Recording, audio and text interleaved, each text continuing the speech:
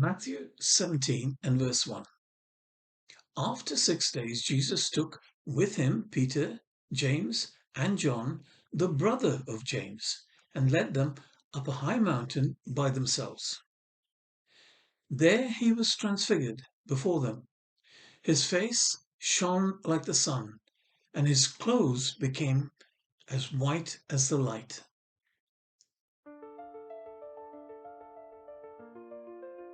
Transfiguration. Would it be good to get clear in our minds what we understand the word even means? See, when we look at Merriam-Webster's dictionary, it describes it this way: to give a new and typically exalted or spiritual experience, to transform outwardly and usually for the better. So, with that understanding, let's try and comprehend what Jesus had in mind when he took the three up that mountain spur of Mount Hermon. Now, most of us see the Transfiguration as just a glimpse of Jesus' glory. But in reality, it was more than that. It was a deliberate confrontation with the powers of darkness. And why did Jesus choose Mount Hermon? At the edge of Caesarea Philippi, beside the cave known as the Gate of Hades. See, this was no random mountaintop. It was the ancient seat of rebellion. Rebellion. What rebellion? Well, before we go there, let's read the rest of the account, continuing on from verse 3. Verse 3. Suddenly, Moses and Elijah appeared before them, talking with Jesus. Peter said to Jesus, "Lord, it is good for us to be here. If you wish, I will put up 3 shelters, one for you, one for Moses, and one for Elijah." While Peter was still speaking, a bright cloud enveloped them, and a voice from the cloud said, "This is my beloved Son, in whom I am well pleased. Listen to him." When the disciples heard this, they fell face down in terror. Then Jesus came over and touched them. "Get up," he said. "Do not be afraid." And when they looked up, they saw no one except Jesus.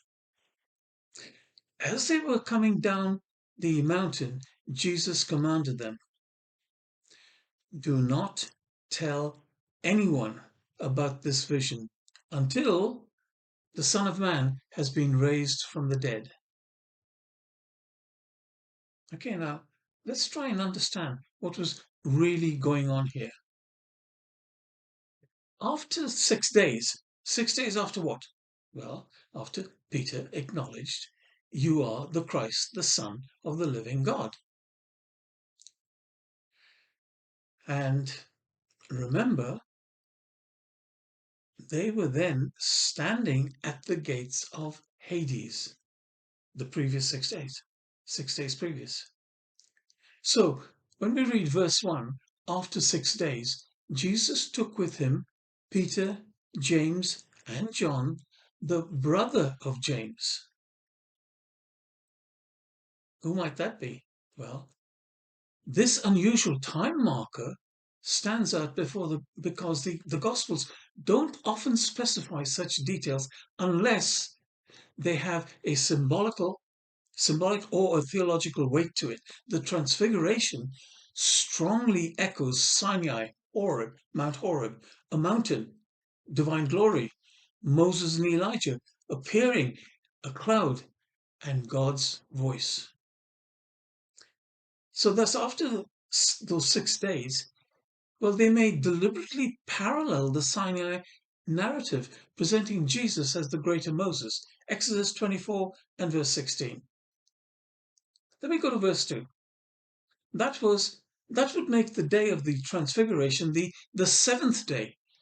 And what does that bring to mind? Well, the Transfiguration occurring on the seventh day could symbolize Jesus as the Sabbath fulfillment, and of course, the, the dawn of a new creation. And who witnessed this? Peter, James, and John. Well, we know Peter and John, but which James? After all, there were two apostles named James, were there not? Well, we'll leave that for another time. However, at the mouth of two or three witnesses, every matter is established. Matthew 18 and verse 16. Verse 3, Moses and Elijah, the law and the prophets. The fulfillment of Matthew 5, 17 and 18. Verse 17, do not think that I have come to abolish the law or the prophets. I have not come to abolish them, but to fulfill them. For I tell you truly, until heaven and earth pass away, not a single jot, not a stroke of a pen will disappear from the law until everything is accomplished. So, verse 4, Peter wishes to put three shelters, one for Jesus, one for Moses, and one for Elijah. So, what does that bring to mind? The festival of the booths or tabernacles, where they lived in temporary shelter or booths. It was an annual reminder, wasn't it, of their freedom from captivity, living in temporary shelters before arriving at the land of promise.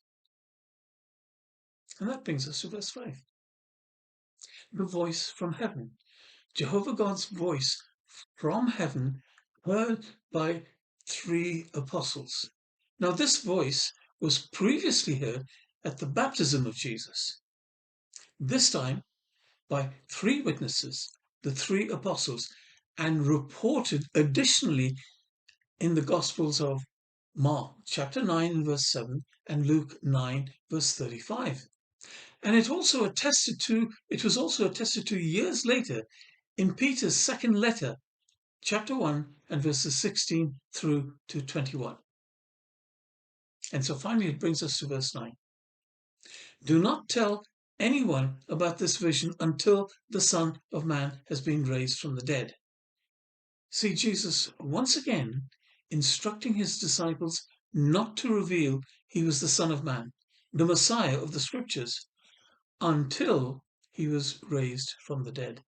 And all three maintaining their silence as instructed. So, what have we just accomplished? Well, we have read Scripture in context, meaning we have read the whole account, including noting the geography of the surrounding areas, the setting in other words, Mount Hermon, overlooking the rocky cliff face they were standing on, and the cave known as the Gates of Hades, dedicated to the god Pan of the underworld. Who were the audience that needed to hear about this?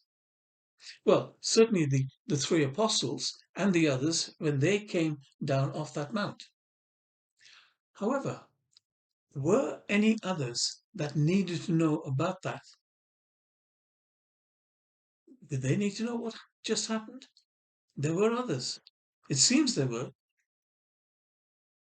It seems there was a certain spirit audience that also needed to know.